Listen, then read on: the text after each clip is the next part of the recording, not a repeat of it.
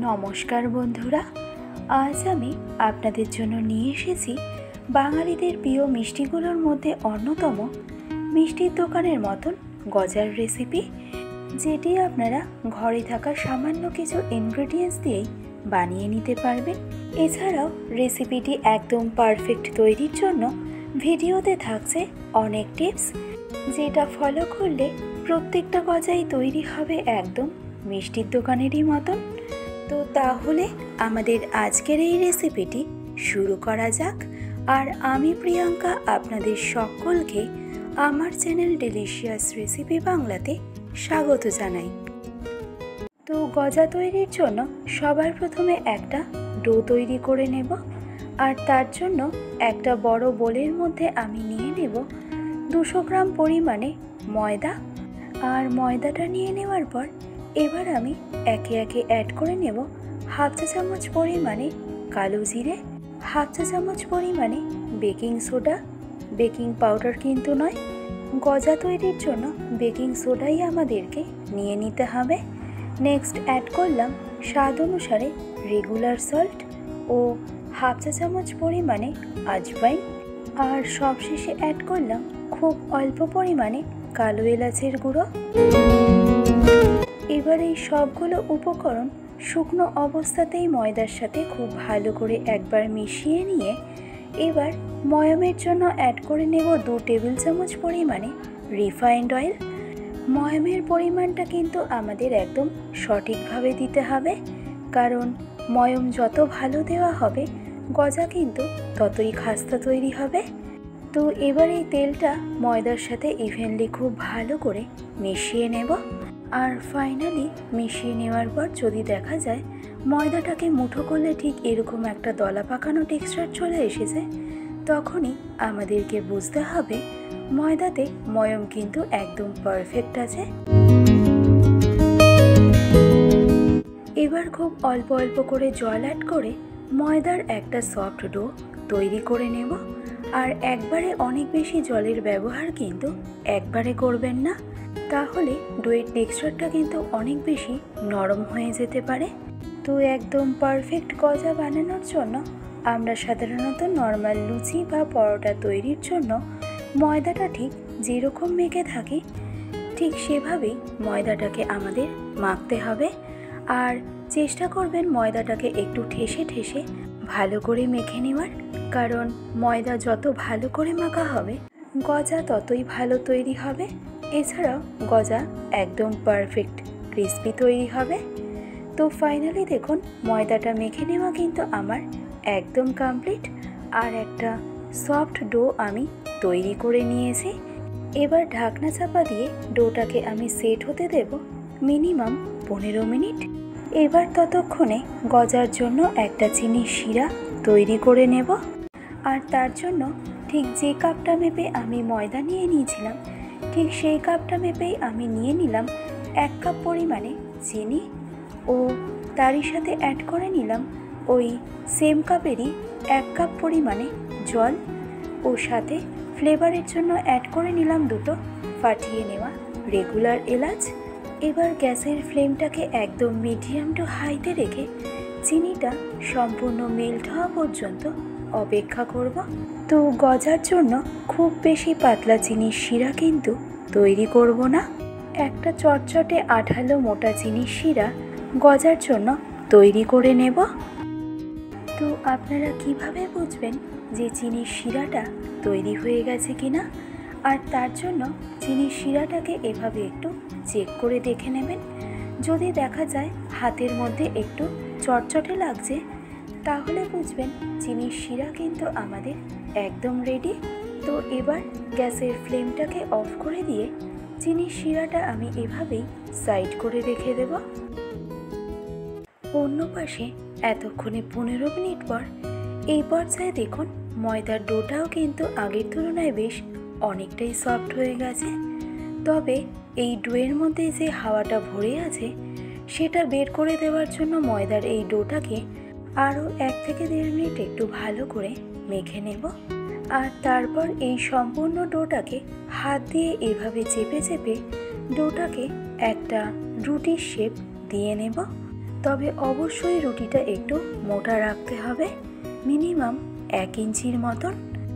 আর তারপর রোলিং পিনের সাহায্যে রুটিটা একটু বেলে নেব। তবে এখানে রুটিটা যতটা সম্ভব আমাদেরকে চেষ্টা করতে হবে একটু স্কোয়ার শেপে বেলে নেওয়ার। এতে যখন আমরা গজাগুলোকে কাটবো তখন সে সময় কিন্তু ময়দাটা কোনোভাবে ওয়েস্ট হবে না। চারপাশ থেকে একটু চাপ দিয়ে দিয়ে ময়দার একটা স্কোয়ার শেপ দিয়ে নিলাম। আর তারপর রোলিং পিন দিয়ে হালকা একটু বেলে নেব। খুব বেশি চাপ দিয়ে কিন্তু বেলবো না। এবার গজার লেয়ার তৈরির জন্য এই ময়দাটা সমান 4টে ভাগে কেটে নেব।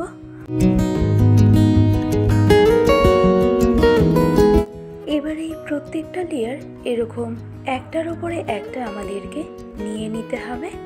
একটু মনোযোগ সহকারে ফলো করলে আশা করছি আপনারাও খুব সহজেই করে নিতে পারবেন। তো 4টে লেয়ার এরকম একটার উপরে একটা নিয়ে নেওয়ার পর এবার হালকা হাতে এভাবে চাপ দিয়ে রোলিং পিন দিয়ে ফাইনালি এটাকে আবারও বেলে নিতে হবে। অতিরিক্ত প্রেসার দিয়ে কিন্তু এটাকে বেলবেন না, তাহলে গজাগুলো ফ্রাই করার সময় এর প্রত্যেকটা লেয়ার কিন্তু পারফেক্টভাবে খুলবে না।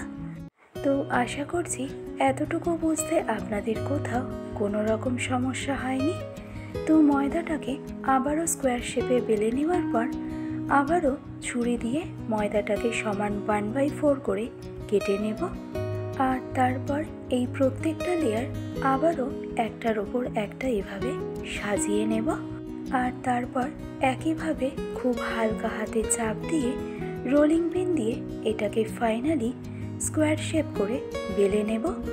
মোটামুটি এই স্টেপটা আমাদের অন্তত পক্ষে 4 থেকে 5 বার করে নিতে হবে। আর তাহলেই কিন্তু গজার লেয়ারটা একদম পারফেক্ট আসবে। তো সম্পূর্ণ 5 বার একইভাবে ময়দাটাকে বেলে নেওয়ার পর এবার ফাইনালি গজাগুলোকে কেটে নেব। এখানে আপনারা গজাটা নিজেদের পছন্দ মতন ছোট, বড় বা মিডিয়াম যে কোনো সাইজেই কেটে নিতে পারেন।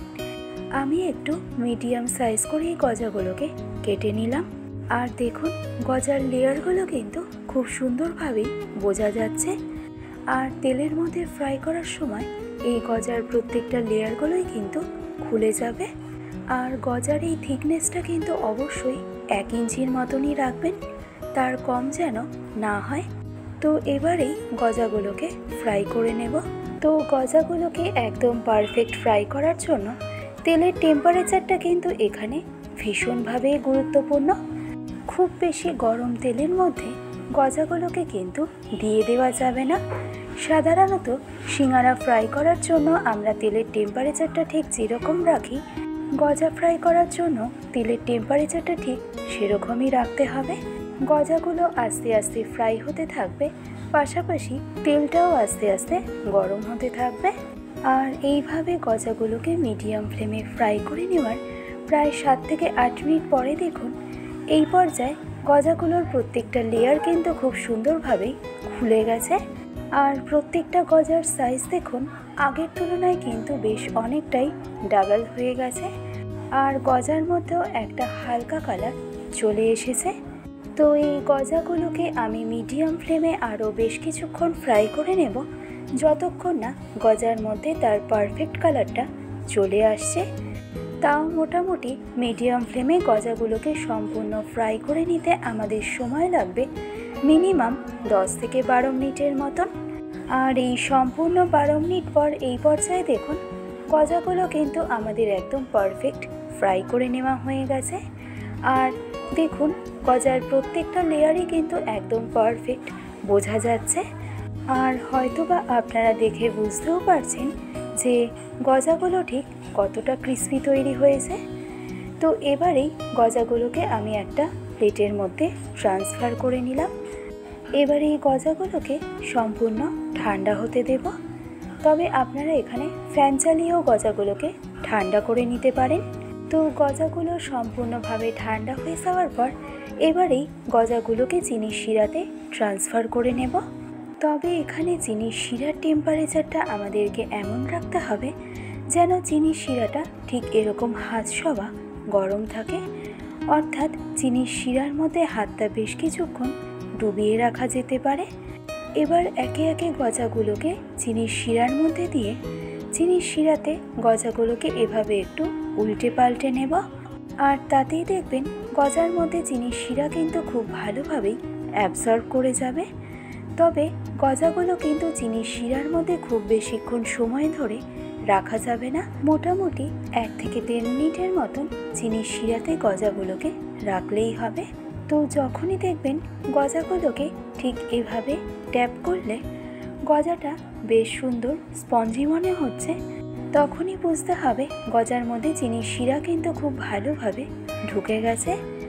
এবার এই চিনির শিরার মধ্যে গজাগুলোকে একটা একটা করে তুলে নেব আর স্টেনারের মধ্যে রেখে দেব। এতে এক্সট্রা চিনির শিরাটা পড়ে যাবে।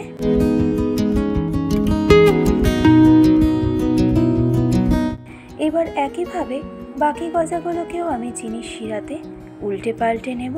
তবে 1 থেকে 1.5 মিনিটের বেশি কিন্তু গজাগুলোকে চিনির শিরার মধ্যে রাখা যাবে না, তাহলে কিন্তু গজাগুলো নরম হয়ে যাবে।